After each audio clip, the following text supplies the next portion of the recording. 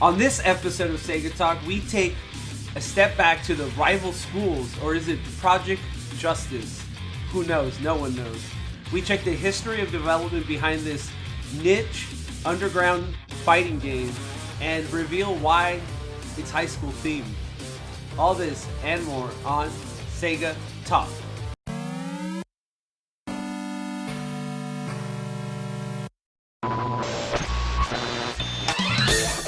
Sega Bits presents Sega Talk, a podcast talking all things Sega! With your hosts, George and Barry. Look, it's a giant talking egg. I'm not talking to you. I'm talking to the master here. So what?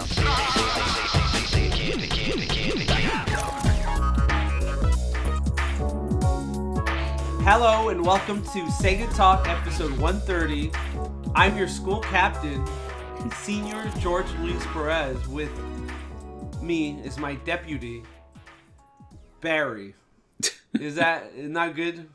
No, that was great. That was good. Okay. You're a little rusty, but it's understandable. I'm a little rusty for sure. Yeah. So, on this episode, this is an episode that's been Patreon picked by who? Michael S. Right, correct. Who sponsored the episode by visiting www.patreon.com/SegaBits. You can fund this wonderful program. Since Michael S. picked this episode, we will be hearing his thoughts on Project Justice, which is the second game and sequel to Rival Schools United by Fate. So, here's what Michael had to say. He said, "I have a lot of fun memories playing this and Rival Schools growing up. It's unique that you can play as relatable fighters that aren't all superhumans, monsters, or warriors.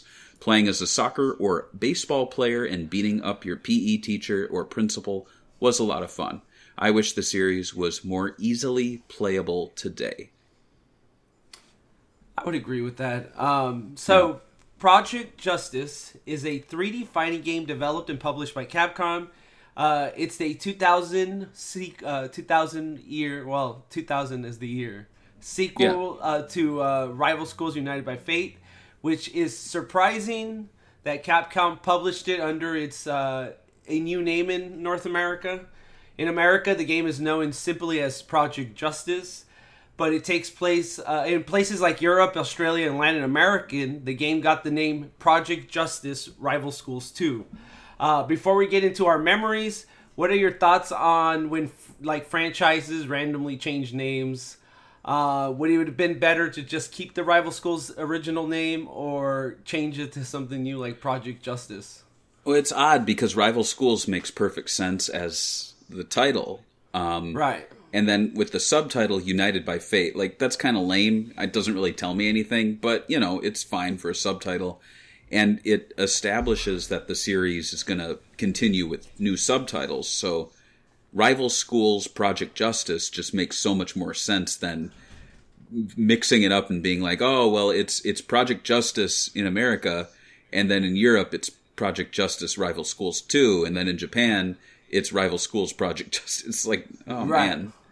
But that kind of goes hand in hand with Capcom in the era, because if you remember, they did a lot of weird things. They did terrible cover art. They would have beautiful artwork, and I think Project Justice does this, but so does Power Stone and Mega Man in the time. What they did was, it seems like what the designer did, and maybe we'll touch on this, they would do a single color background with the logo on top.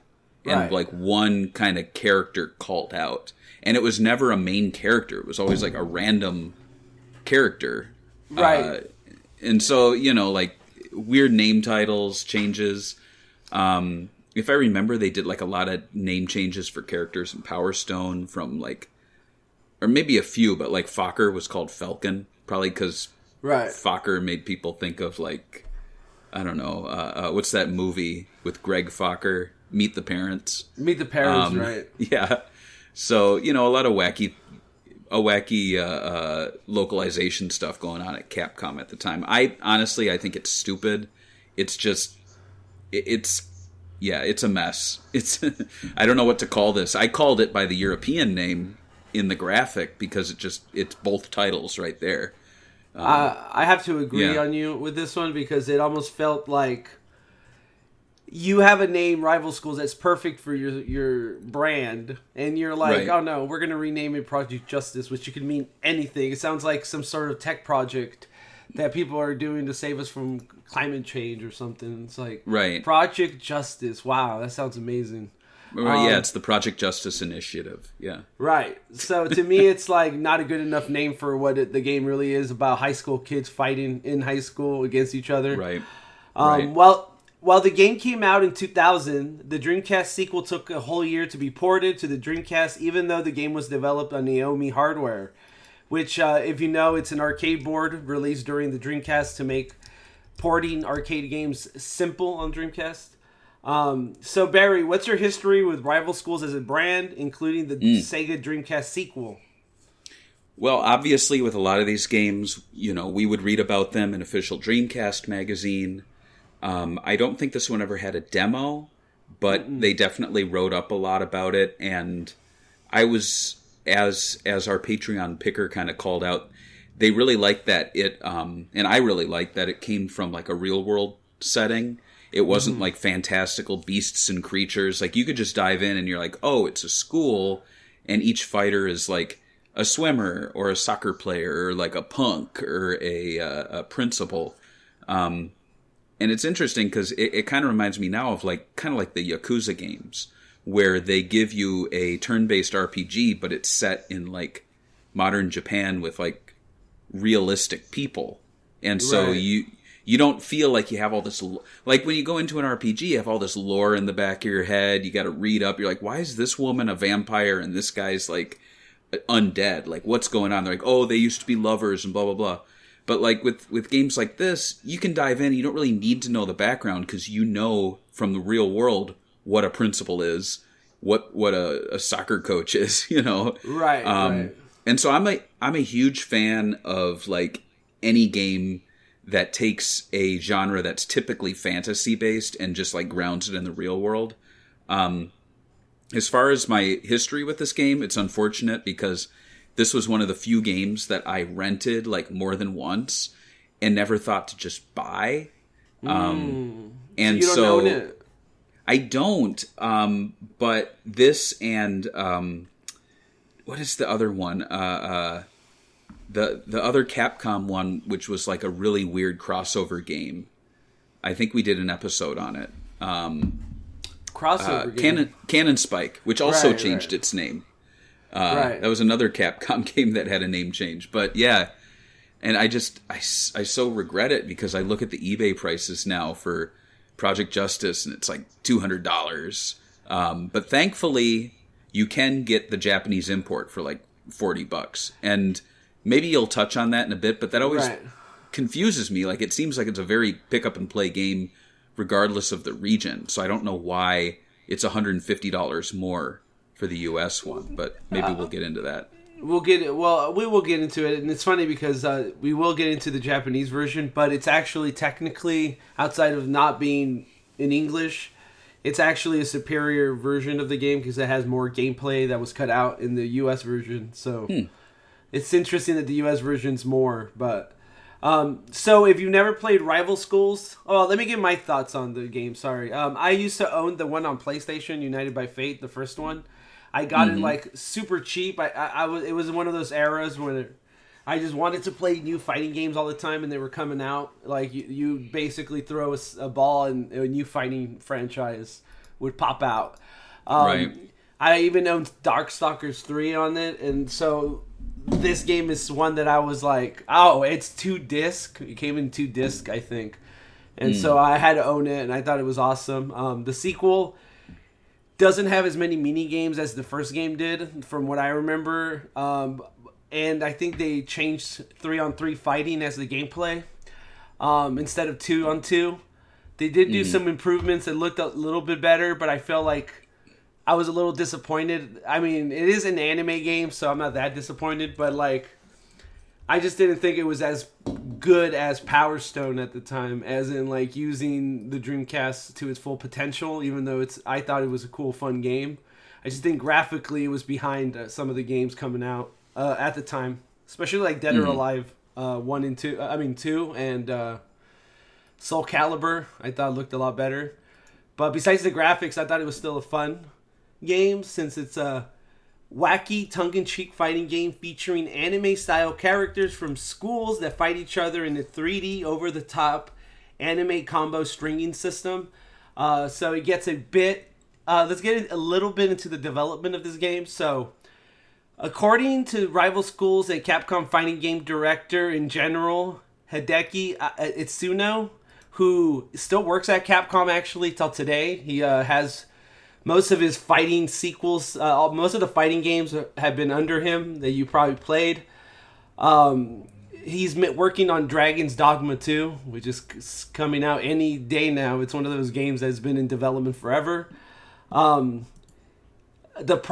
rival schools. So according to him, the project was shelved for 3 years, and during that time, they made the first rival schools. And so I don't know if you know this, but there was like a semi-sequel to Rival Schools in Japan for the PlayStation 1. It was called like Rival Schools 1.5, I think people call it in the United States, where they kind of updated the dating simulator in the game and like added more mini games to it and re-released it. And it was like the sim mode of the game got it popular in Japan. Interesting. So I don't know if you knew that, but no. According to Itsuno, they evolved the game due to the having to wait 3 years. It only became an actual project during the beginning of summer 1999. This is a quote. By then, arcade hardware had changed and Capcom released many fighting games with similar ideas. So we had no choice but to completely revise the plan. I was surprised when I pulled the proposal from 3 years ago, but at the time it didn't include Party Up for hardware performance reasons. It had real-time character change like the Versus series and used a dramatic battle system, 2 versus 1 in real time, among other ideas. It would also introduce Justice High School's rivals, Evil High School, very big. That's nobody thinks of stuff like that. I think that if we did end up making Project Justice immediately after the first Rival Schools, it would have ended up being a completely different game.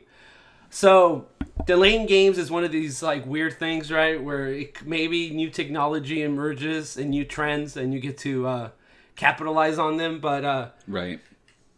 Can you remember a time a game was delayed but still felt outdated and actually hurt it because of the delays? Oh man, I feel like there were a handful of Dreamcast games that looked like they should have been launch titles, and they came much later, and it was most likely due to delays. I can't think of any specific ones, but I don't know. I also feel like the PlayStation and N64 ports that they would do, like, they sometimes would be like a year or two between the initial release and the Dreamcast one, and they just look dated, and there's, I guess, no way around that, but still, it's like, those really should have come out a lot sooner, so that it wasn't like 2001 and we were playing a game from 1999 on the PlayStation. So, yeah. Yeah, I would agree. I think some of the games I could think of are obviously like Duke Nukem Forever.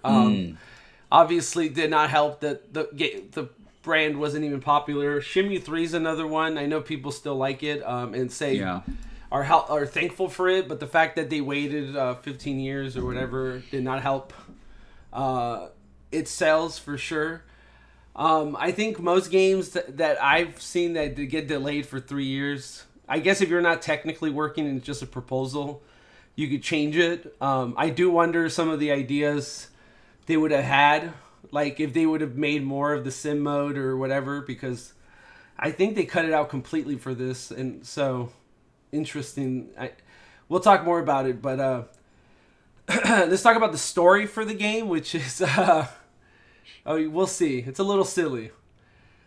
The sequel to the first game is set the next year after the events of the first Rival Schools game. While school is going calm, it won't be long for Kuro Kurashima,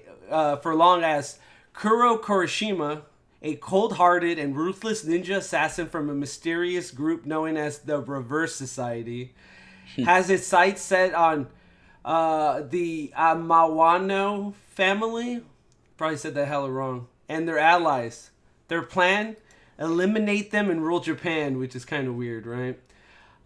So they first attack the principal of Justice High, who happens to be the father of Batsu, the main character of the game. He's like the Ryu of the game.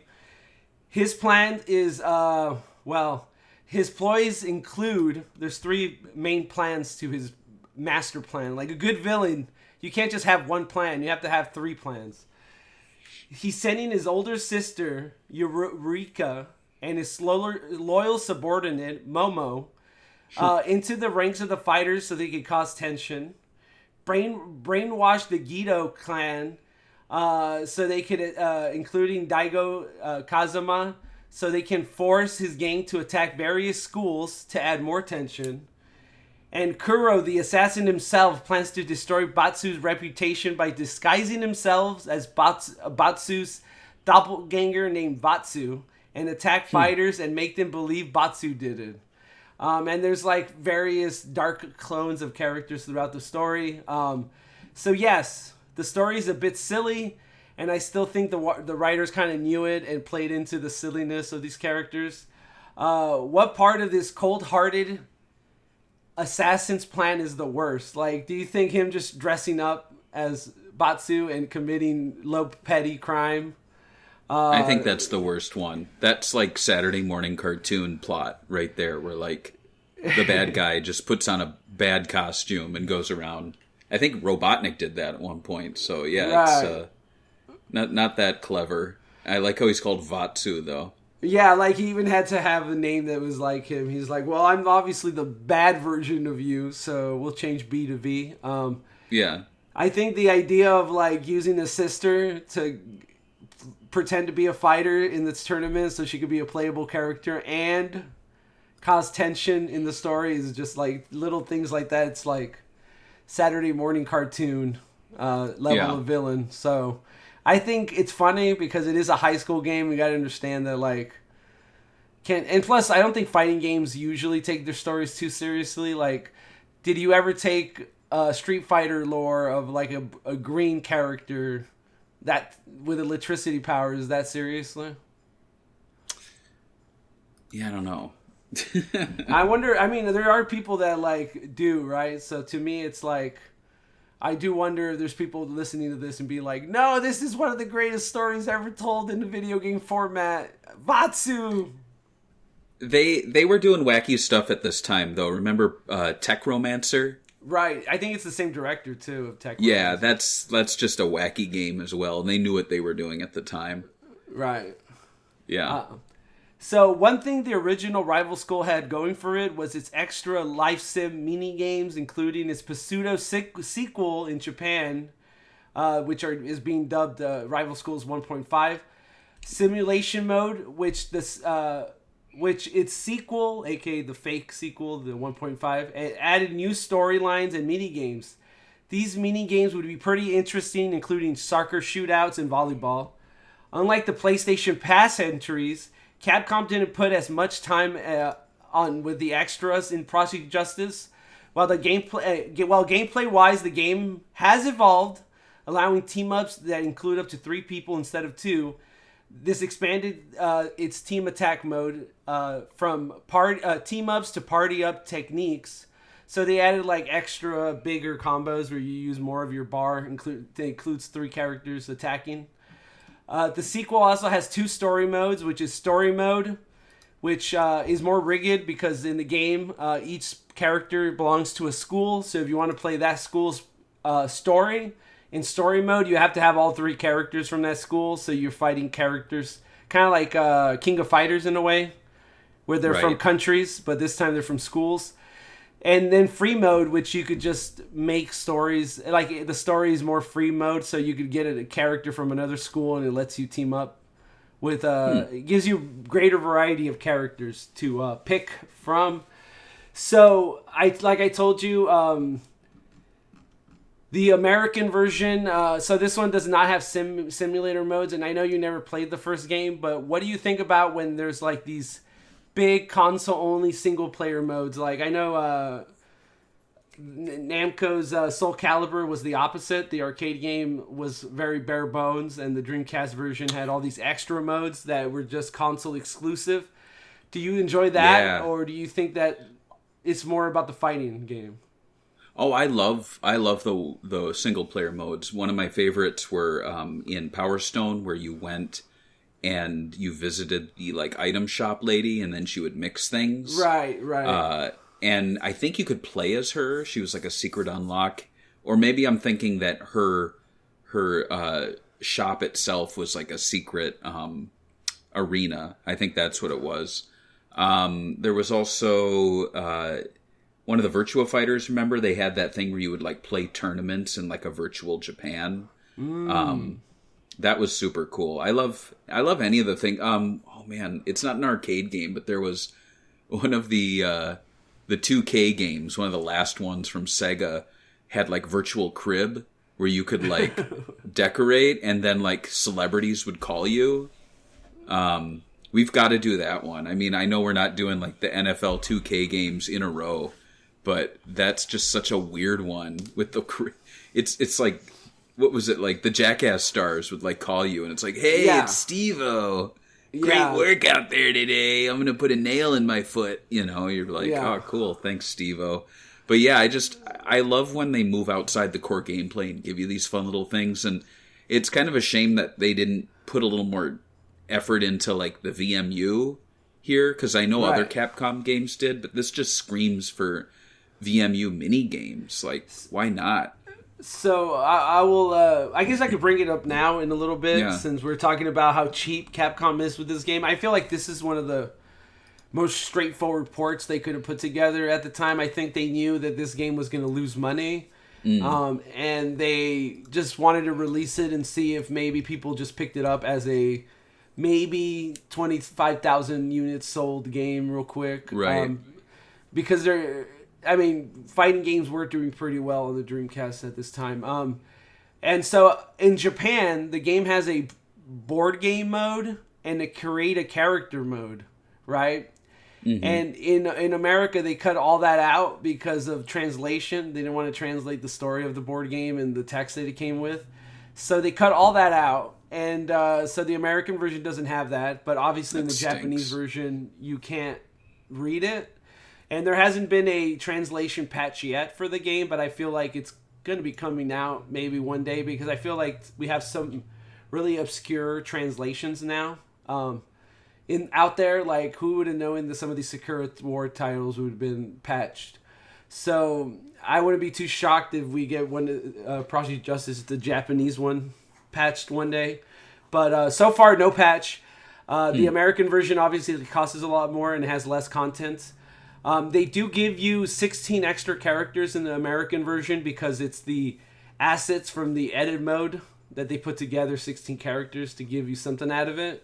Right. So there's something a little extra, but obviously you would want to create your own character if you just had the tools already. So what's your opinion on that the Japanese version is more content and the American had to take content out because of a translation budget? It sucks. I mean, I know Yakuza fans hated when they, like, took out all the dating stuff.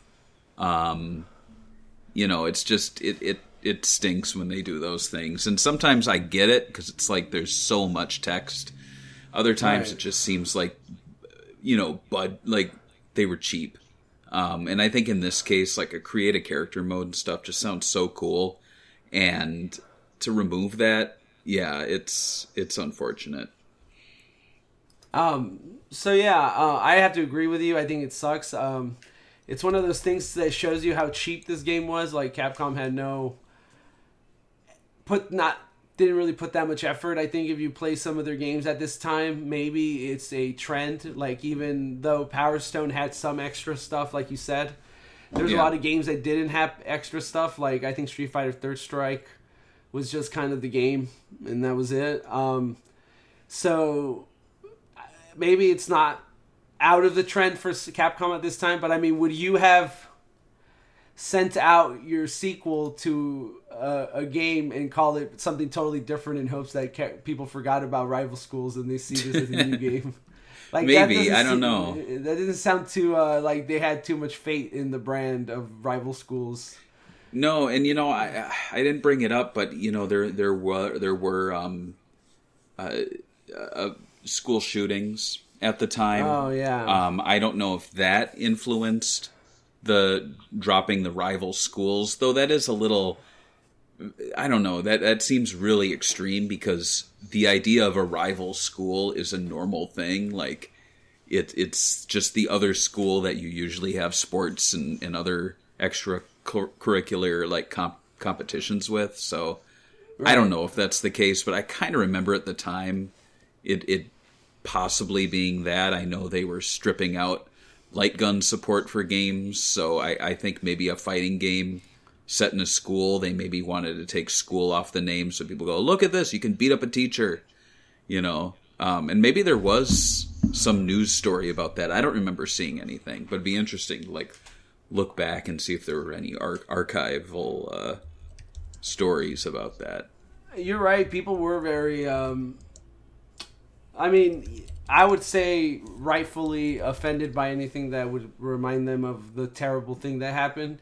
It's just crazy that now people forget. Like, it happens almost every month, at least. So we just kind of, because when that happened, it was pretty crazy. Where I could see Capcom changing the name of a game called Rival Schools because of it. Mm-hmm. Yeah, like we talked about on the unreleased Dreamcast games. I mean, Propeller Arena didn't come out. Yeah, and it released after the event, but there wasn't really any controversy.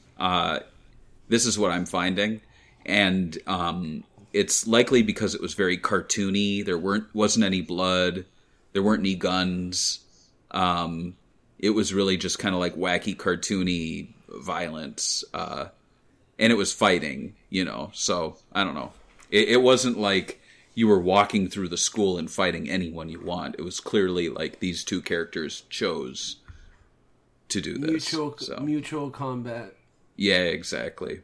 So let's look at some of the characters.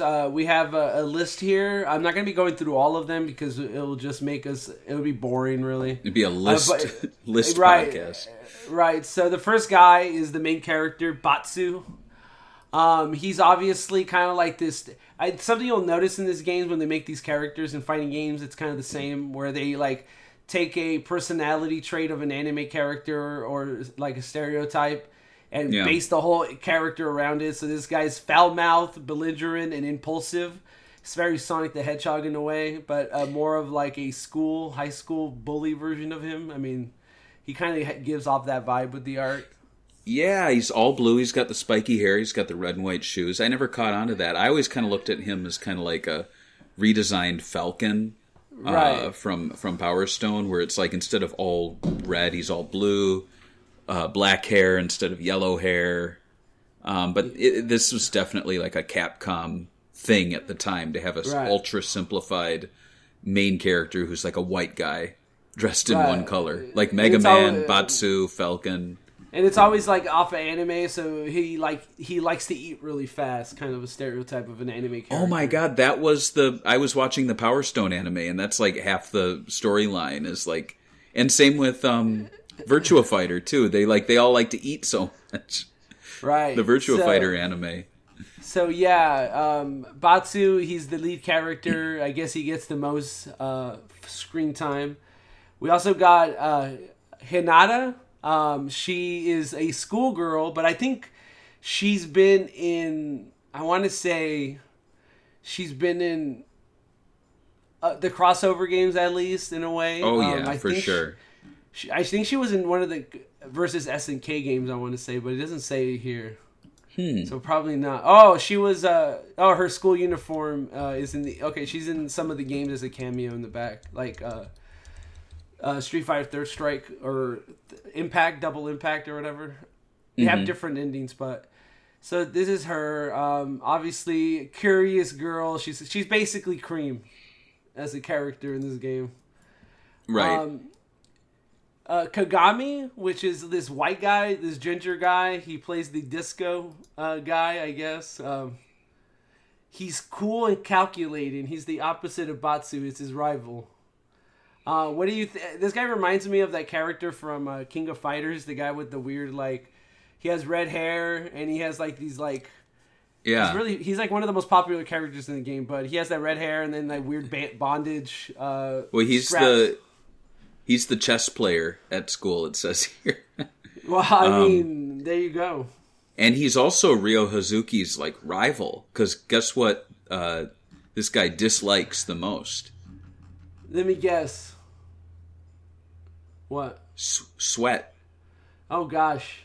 He's And not Ryo even always sweaty. says, "Let's get sweaty," and this guy's Right. like, "Nope, nope."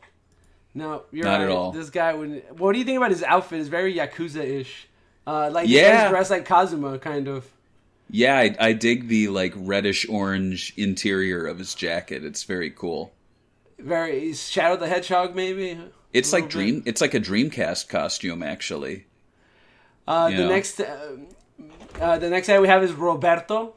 He's a soccer player because he's he's Hispanic. Obviously, Roberto has to be a soccer player. Yeah, of course he does. He's cool and shy. Most of the time, he's a quiet loner. Nevertheless, he will not abandon anyone who is in need of help. He's kind of a sweetheart, Roberto here. What do you think about his hair that looks very like android? Like it's like Wolverine haircut in a way. Yeah, it's kind of, I mean, a lot of these, you got to remember they wanted to translate to 3D. Right. And so I think this one's just a very easily translated to 3D hairstyle. But yeah, his interests are guns, which is kind of like, Right. Like, okay, dude. A soccer player from Mexico likes guns and soccer. Guns and Yeah. soccer. Yeah, I don't know where they got that from. The next one I'm putting up is Tiffany Lords, and I think she's an interesting looking character, first of all. She's a United States woman, so this is what the average United States woman looks like to Japan.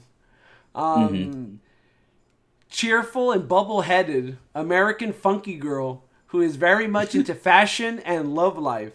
Being a bubble-headed girl that she is, she's always in a haze and playing around without any thought of what lies ahead of her future. What do you think about this really sexist American girl? They're like, oh, they're so dumb persona. Yeah.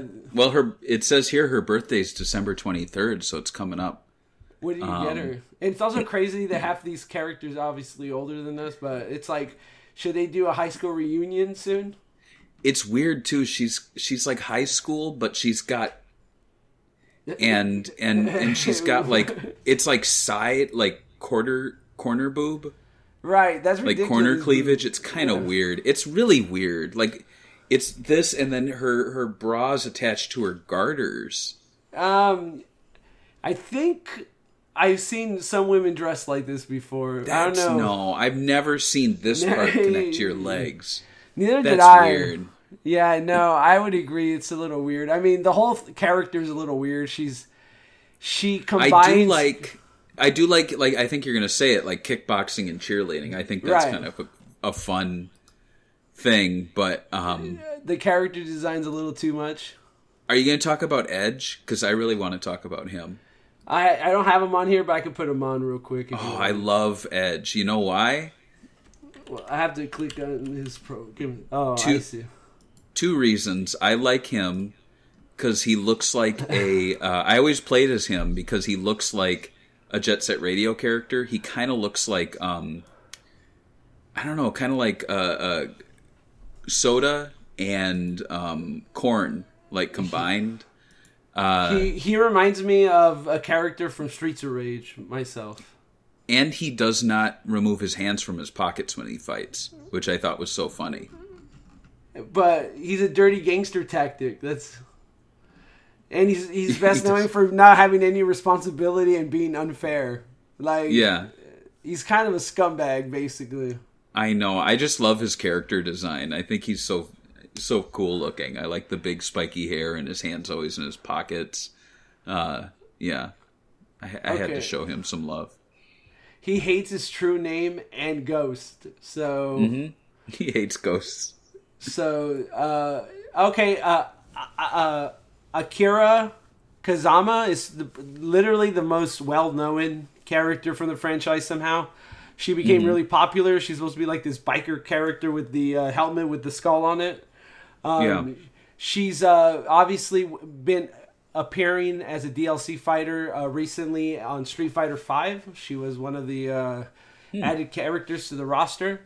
So that makes her probably more relevant than most of every character we talked about, because she has the newest cameo. Her personality, she's a silent girl who rarely speaks out her thoughts. She may be tough and commanding while wearing her biker outfit, but she is a docile and gentle person without it. So I guess it's like some weeb culture thing that weebs like girls like that. Anyway, but she looks totally different when she has her costume on, though. She has like a skull, so she does, you can't tell if she's a woman or a guy with her jacket on and everything. I really like... I like the idea of the character design with like this massive jacket, but it's tied around her waist. So it gives her like so much bulk, and she's actually a very small character. But I don't know. I think that is kind of a cool character design touch. So is she on the U.S. cover art? Is that her then? I forgot what the U.S. cover art was. I'm trying to see. I think it's her. It could be, but let me click on it. That's her, right? With the gloves? Yes, she's the one on the top, yeah.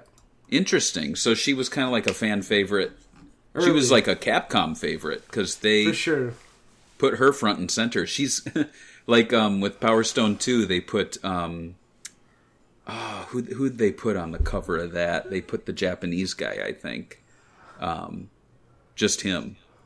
a game starring dozens samurai? Of characters. Yeah, a game starring dozens of characters, and they put one on the cover. Yeah, that was with the Capcom, the weird Capcom lazy graphic designer guy. I bet you it's all the same guy. It's the same guy for this one too, because he's like, "Oh, make them all blue." He did it with Marvel vs. Capcom 2, where it's like the cover has Psylocke. It's like, who's like, I don't want to be mean or anything, but you have like Ryu, Wolverine, all these big characters at the time, and you're like, Psylocke and I forgot who else they picked. Maybe Ryu or Guile. It was Guile and Psylocke. I'm like, yep, stupid. That's it. You have 55 characters. That's it. All right. Crazy. Right. The next character we're gonna look like, and I think she's an unlockable character, so that's why I put her, is Momo, who is basically a child. And she may still look like a kid, but she actually has a naughty and embellished personality, which is creepy, and I hate when Japan games do this. On top of the, she's cruel and atrocious, and she dislikes big girls, so it's like a dumb kid, basically. Like, she's not really a kid, but she is, obviously, because her personality is stupid. But anyway, I don't know what's up with this character. It's just an unlockable character. I do like her weapon is basically a volleyball. What do they call those things when you hit it? A racket. Racket, yeah. So her fighting style is tennis. Racket, yeah. Yeah, her fighting style is tennis. And that's another game I was going to bring up. That when Sega would do arcade ports and add stuff, would be like a really good example of Sega doing this would be Crazy Taxi and Virtual Tennis, and then a really bad example would be every Virtual Fighter game, most of them. Right. But yeah, the last one we'll look at for now is Chairperson. Oh, of course. Chairperson, one of the most iconic. She's obviously plays, I think, volleyball, I would assume, with the character design, hopefully. She's calm, level-headed, responsible, and well-behaved person. But when alone, she is a quiet and timid, so nobody will know. Chairperson. She's just a random person that I put on, that I picked out here. Her character is fine, character design. I just like her name, Chairperson. and that's why I picked her. That's it. Is there any other person you want to see?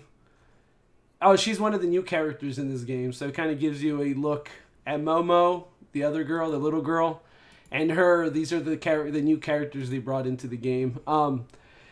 The game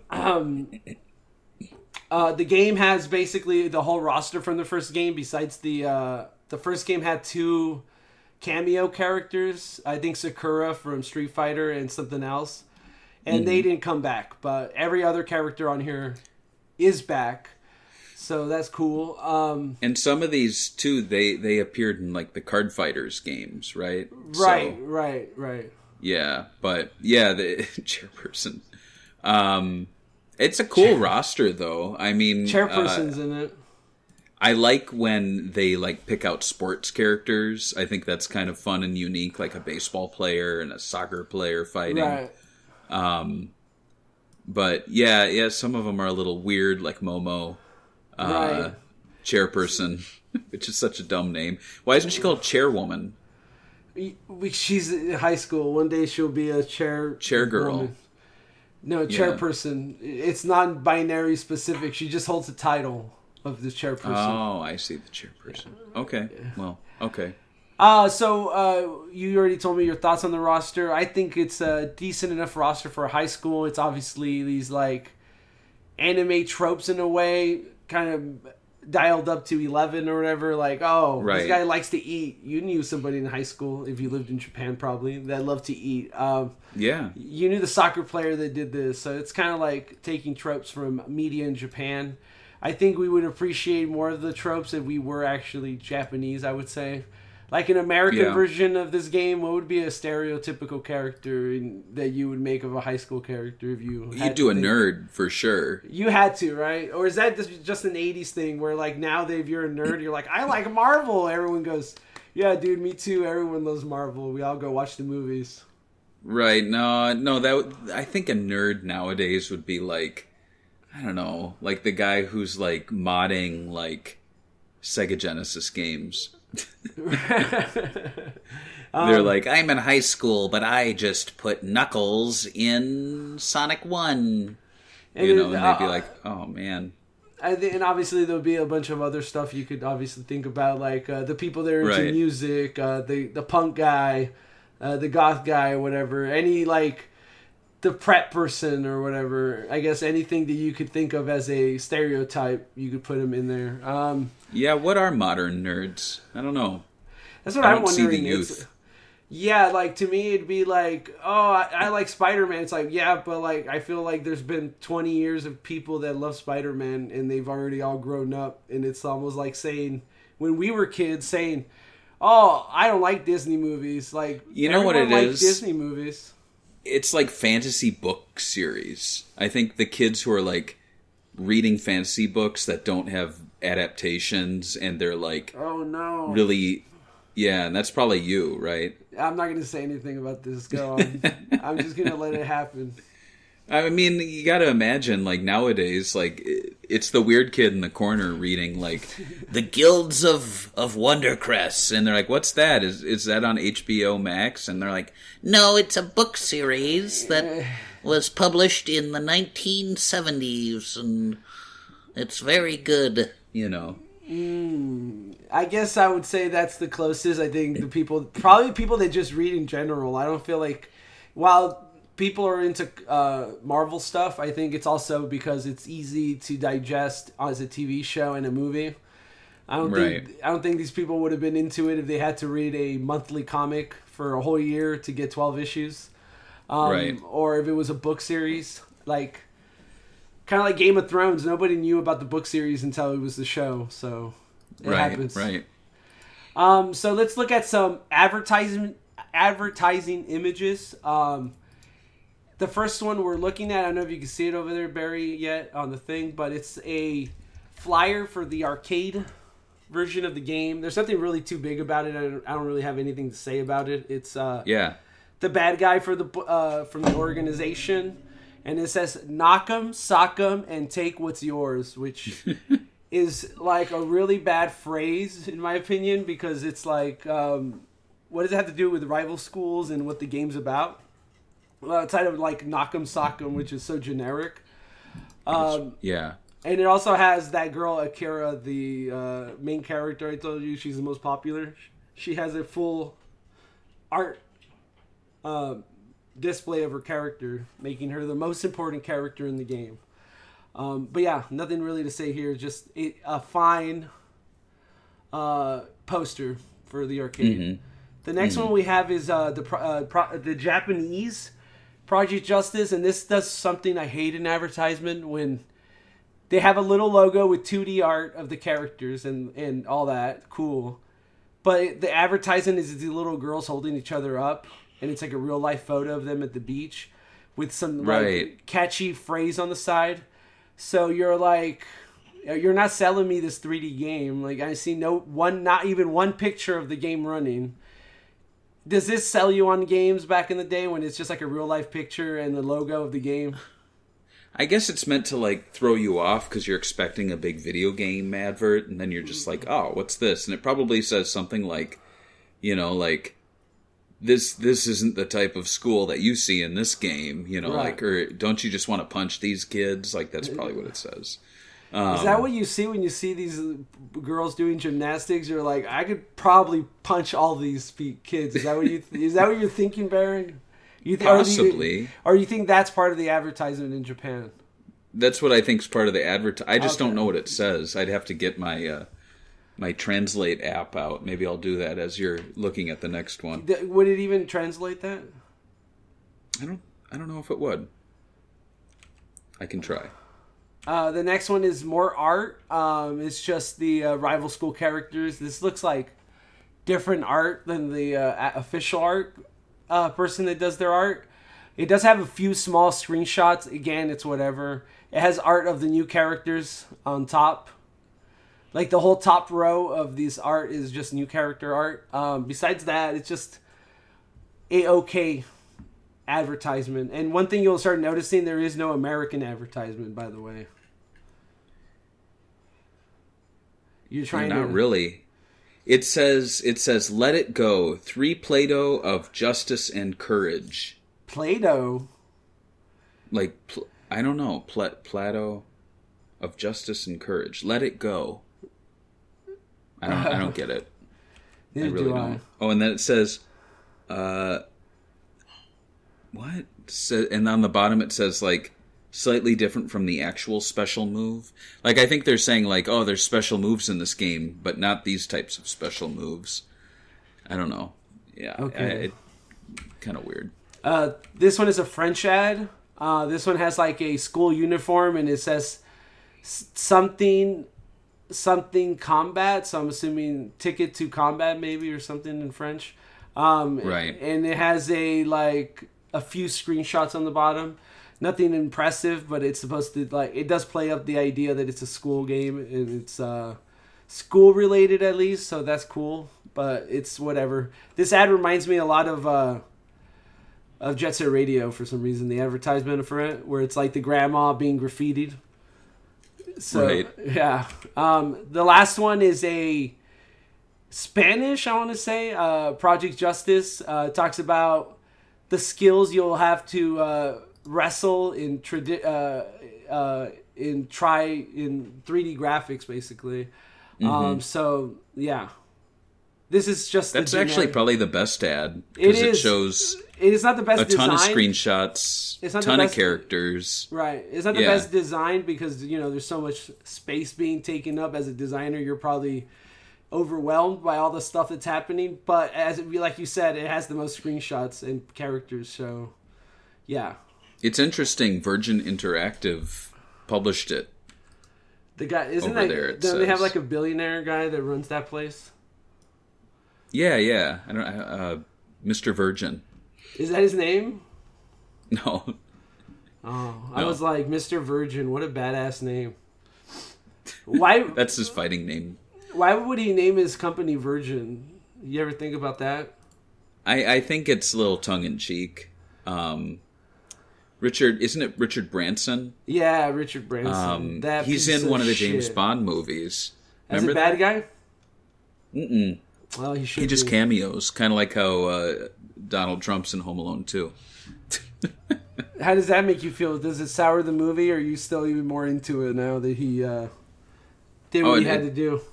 It's the best film. It's just even better with him in it. Somebody reposted the whole Home Alone Google Assistant ad they did a long time ago, and I totally forgot that he reprised his role. And so I had to re-see it, even though I'm pretty sure it came out like 5 years ago. Right. And I'm like, okay. They're also talking about like this is something I'm a little tired of, is bringing back these old movies when the characters have aged like it's been 30 years. When I'm like, there's video games that are 30 years old that these characters never aged, so you should bring them back. But talking about that, let's talk about the legacy for Rival Schools 2. I'm going to call it Rival Schools 2. Project Justice, as the new people say. Well, fans have asked for a sequel to Rival Schools 2, aka Project Justice. The company has been pretty hum. The game hasn't had a release since 2000, which would mean 23 years ongoing, almost to 24 years. Back after the release of Project Justice, when the game first came out, director Hideaki Itsuno had this to say about the possible third entry. For one reason or another, the story concept has already been completed, though it's still a secret. From a gameplay standpoint, we managed to have a good jump from Rival Schools to Project Justice, so we would want the third game to feature mechanics that would dramatically change how it plays. How does something like simulated network play with a whole bunch of people sound? I want to be able to pull off real-time flexible team-ups and party-ups I've been dreaming of. So he wanted to incorporate more online play. He probably saw the idea of something like Fortnite. Even back then, the idea that you could just drop in and play a game with someone and party up and fight computers and stuff was something they wanted for a third game, which, as a Dreamcast owner that needed more online games, that sounds like a dream. Yeah. Obviously, it never happened, sadly. He would later on speak about Rival Schools 3 again in 2018. That's the last time he talked about it. To a DualShockers. So here we kind of get... so he said, if I was allowed, I'd love to make Rival Schools 3. I'd love to make Dragon's Dogma 2, which he's making and it's coming out soon. Capcom vs. SNK 3. Street Fighter Alpha 4. Power Stone 3. Oh. If I could, even Street Fighter 6 would be amazing. But the big one, the one that we need to get a resolution on, is Rival Schools, because in Japan there are 3 years of high school. We have seen the first 2 years of these kids, so the third one would be their last year of in high school. Wouldn't that be cool? You ended on their graduation ceremony. So that kind of does make it a little sad that they couldn't finish these 3 games and string them along. Right. Right. So what do you think about the whole concept of high school in Japan being 3 years? Did you know that? I didn't know that. I guess it's... Well, what is it? It's 4 here. Mm-hmm.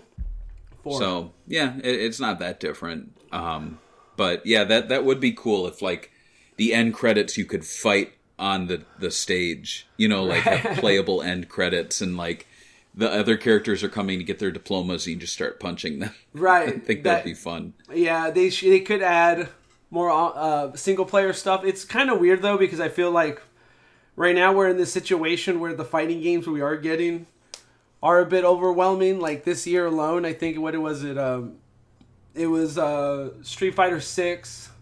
There's another game that came out that was minor. I forgot. And I think Tekken 8 is coming out soon. Oh, the Mortal Kombat game, they had one. So all 3 big fighting games came out in 1 year. It takes so long to actually get, like, used to playing fighting games because you have to know the rules, when you get attacked, when you can't attack. That takes a lot of working. And it's like, I don't know if there would be a lot of people that would be like, yeah, I'm not playing Street Fighter 6 because I'm playing Rival Schools 3.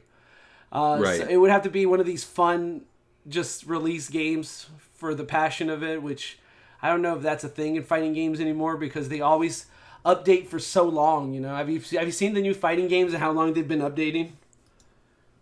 I honestly can't follow fighting games anymore. It's so weird to me. Like, I was seeing ads for new DLC and Nickelodeon Fighters, and then all of a sudden they're like, Nickelodeon Fighters 2 is out, and I'm like, wait, it's a sequel? Aren't you still like it? You take a game that I don't know. I'm so used to a game just releasing, and nowadays it's like 4 years. How long is that fucking? Sorry, I'm swearing.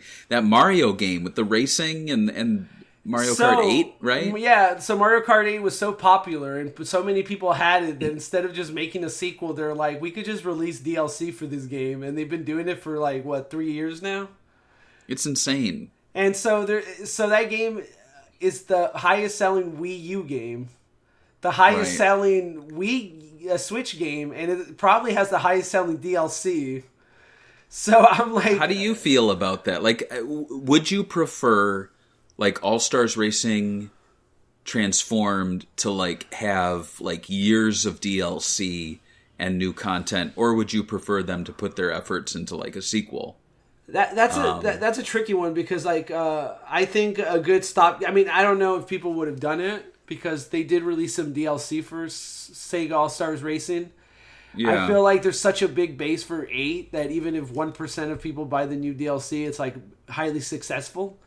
But I wouldn't mind having just the maps if that's all we could have gotten, updated slowly. But I don't know. That's a good question. Sometimes I feel like it's time for a new game. Dragon Ball Fighter Z has been going on for 6 years already, and I think they announced finally this last week that it's finally done. There's going to be maybe a couple of updates for gameplay for free. But it's basically over, and I think they're also getting a netcode update. So I don't know. It's this weird situation where it's cool. Thank you for all the free content. Let's say you buy just Dragon Ball Fighter Z back in 2017. The game's been updated since then, so the characters you already bought get these free updates. So they play like anybody else. So if you just played Goku regular and you had the regular game, and you only fought as Goku regular, you get 5 years of support for the game that you were playing. Well, but this podcast has been going on since 2017. So yes. So we've just been adding DLC to it this whole time. So yeah, I guess it depends on how you see it. That's my thing. It's I actually wouldn't mind a game just releasing with the core characters it has, and then moving on with our lives. I think that's fine. I don't think we need games to be updated 6 years every time they come out. But that's what Virtua Fighter did. Sequels were the new releases. Right. Sequels, I don't know, I feel like Virtua Fighter came so fast. Right. You would get 3 and then 4, and then it started to kind of take a little longer, 5, and then it just was nope. We're done after that. I've seen the crazy amount But yeah, I was thinking about Sonic and how Sonic Frontiers is probably the first Sonic game to really kind of embrace that sort of concept, because the DLC, even though we didn't get a big 3D game this year, we kind of did with Frontiers doing that, the 3 different DLC packs coming out, and the fact that we got the true final story just a month ago or something is interesting. But I think that's the best way to do it. I just think these fighting games now, where it's years of updates, I don't know. Maybe it appeals to some, but for me, I would prefer to move on and get a sequel, a proper sequel. Yeah. And in the case of this game, I guess my thoughts on it are they should give us, same with Power Stone, give us compilations with the new game included. Give us Power Stone 1, 2, and 3, and same with Rival Schools. Give us Rival Schools 3 in a compilation with 1 and 2. So it's a smallish game, kind of like a retro throwback, but it's got all this content. I think that would be awesome. I agree. I'm surprised they haven't done that with Power Stone 1 and 2. I think the last one they did a compilation of was the PSP one, and the graphics were way worse. I mean, they weren't as good. The sound isn't as good as Dreamcast, so having a direct Dreamcast port to new consoles would be amazing with some online support. I think having the uncensored Rival Schools 1 and 2 double pack too would be amazing, with the board games, the sim stuff, all translated for the first time. I think it's crazy that we have Capcom and Square Enix releasing compilations for games that like RPGs, like and doing all new translations for them, including all the Secret of Mana games. They did a compilation of those. So the fact that we haven't got more fighting game compilations has always got me a little weirded out, because I feel like they're easy, they're accessible, and I think people have been like craving some of these games that never got released in some format that's easy to play. So I think that would be a great idea to start the franchise up. But that's my last words for Project Justice, Rival Schools 2. Any closing thoughts before we get to our Patreon memories? It was kind of the end of an era for smallish Capcom fighters that were really off the wall. I feel like in future console generations, they just kind of played it safe. We didn't get crazy stuff like Techromancer, Project Justice, Power Stone. It all just kind of became 1 versus 1, your basic fighting game, and so it's a shame that they don't kind of revive these. I think they should. I think Capcom should have an initiative where they bring back these classic franchises and give us throwback games, kind of like how Sega's doing it now with Sonic Superstars. Is really just a classic Sonic game with a new lick of paint. So, like, why not give us Rival Schools 3, where it has kind of pretty graphics, but not, like, groundbreaking, and just the gameplay that people know and love. Yeah, I would have to agree. At least give us a compilation of the older games. I think even playing 1 and 2 in online, like being able to hook it up on a Switch real quick, so if you have people over and they could just use their Joy-Con as 2 players and just play a quick match of Power Stone and conventions would be interesting. As us, they go out like that sometimes, very rarely. Sure. We're allowed. Yeah. So you have any memories? We actually didn't have any memories for this one, unfortunately. So it's probably because it's a very niche game. Nobody's played Project Justice. We should have called it Rival Schools 2. So, what game are we covering next time on Sega Talk?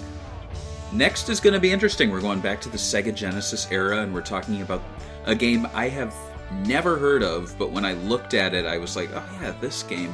It's Dashing Desperados for the Sega Genesis. Never. It's a Data East game, so I think we're going to be talking a lot about Data East. I don't think we've done a Data East game yet, and I'm a big fan of theirs, so it'll be fun to talk about them as well as this little game.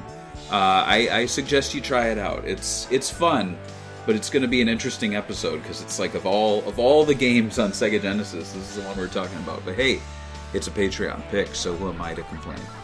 We'll see you Dashing Desperados next time on Sega Talk. Bye. Bye.